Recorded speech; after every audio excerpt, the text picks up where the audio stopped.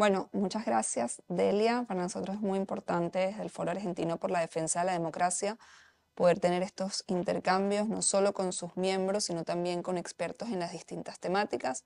En tu caso, como experta en libertad de expresión y como docente en la Cátedra de Derecho a la Información de la Universidad de Buenos Aires, quiero comenzar por preguntarte, ¿por qué consideras que la libertad de expresión es un pilar fundamental para el funcionamiento de una democracia saludable?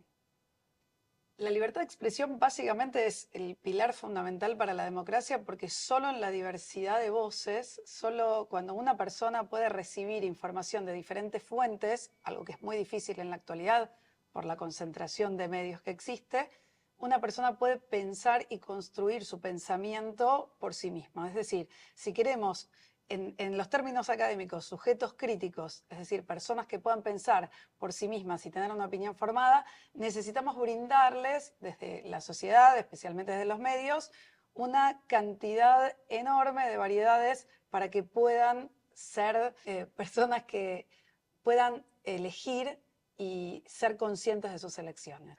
¿Cuál es tu evaluación sobre la situación de la libertad de expresión específicamente en Argentina y en general en la región? A ver, en Argentina tenemos libertad de expresión. Por supuesto que hay excepciones, como en todos lados. Distinto es en los lugares en los que los gobiernos son dictatoriales, entonces ahí tenés una dificultad para la libertad de expresión porque están cooptados los medios por ese mismo gobierno.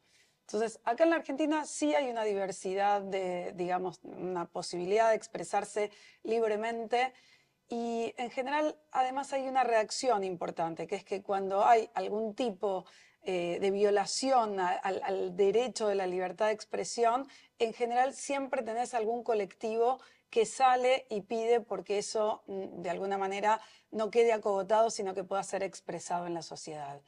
Y hace muchos años que tenemos libertad de expresión. No somos un país en el que no se pueda decir lo que se piensa. Y en la región, ¿cómo ves la situación de la libertad de expresión?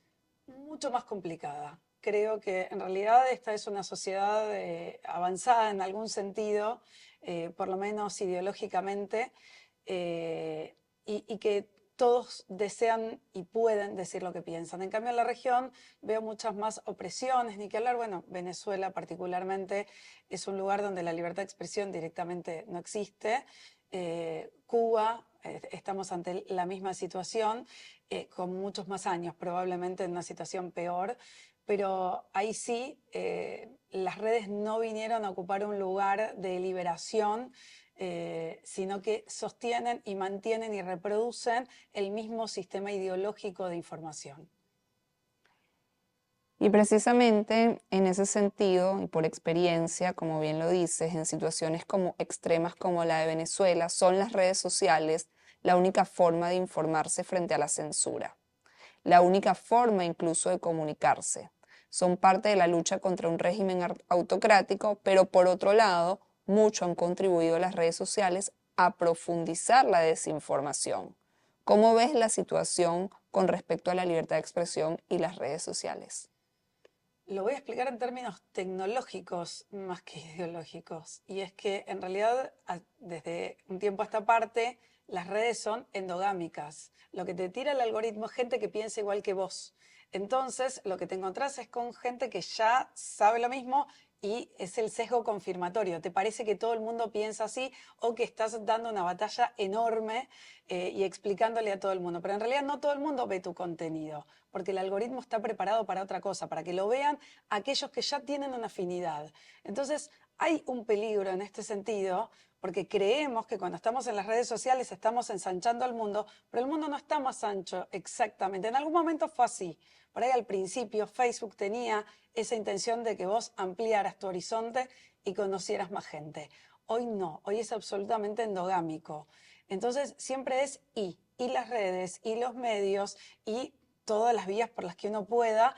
Y, sí, y digo que hay que volver también al uno a uno y a la conversación cara a cara, los ojos en los ojos, y tener conversaciones políticas sin tener miedo de decir en la mesa de la familia y por ahí dar una discusión que no tienen ningún problema las discusiones, no deberían ser un problema familiar, sino entender que uno está discutiendo ideas y no personas. ¿Qué estrategias o acciones concretas recomendarías a los ciudadanos y a las organizaciones de la sociedad civil para que puedan defender y fortalecer la libertad de expresión? En realidad, una de las cosas que se me ocurre, que deberían ocurrir, es que la información circule. Y tiene que circular desde todos los ámbitos, digo, desde que las mesas chicas dejen de existir en algún sentido y sean mesas amplias donde la gente pueda reproducir, donde las redes y los medios y los influencers estén todos ofreciéndole a la ciudadanía, entendiendo que el periodismo a los influencers también los pongo en este lugar de roles de comunicación importantes, entiendan que cumplen una función social y es ahí donde tienen que tener una apertura y mostrar todos los costados, digamos, de una situación lo más acabadamente posibles.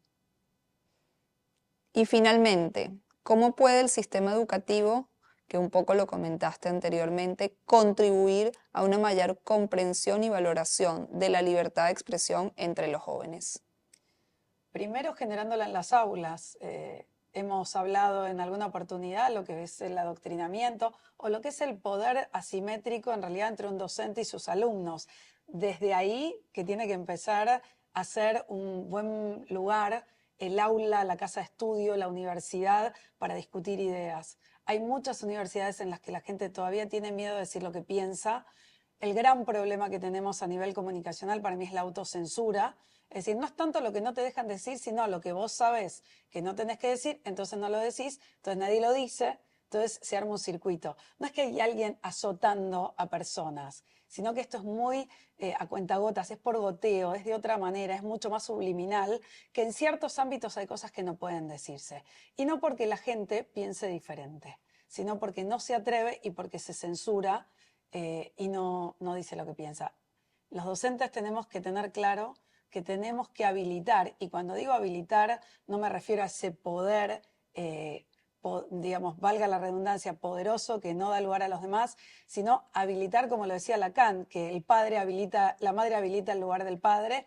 Bueno, los docentes tenemos que habilitar esos lugares y esos espacios para la discusión, para el pensamiento y para que si dos alumnos piensan distinto puedan conversar y que eso no sea una preocupación, sino una alegría, pensando que la política tiene que apuntar al bien común y ese es el trabajo que tiene que empezar desde la construcción ciudadana que un chico tiene en el jardín de infantes. Delia, muchísimas gracias. Un placer haber estado contigo y gracias por compartir todo tu conocimiento de lo que significa la libertad de expresión y lo que tiene, que es fundamental para las sociedades democráticas. Gracias a vos y al FAD, especialmente a todos los miembros que la fundaron y a todos los que le dan vida cada día trabajando justamente no solo por la libertad de expresión, sino por la libertad en general y por vidas democráticas. Gracias.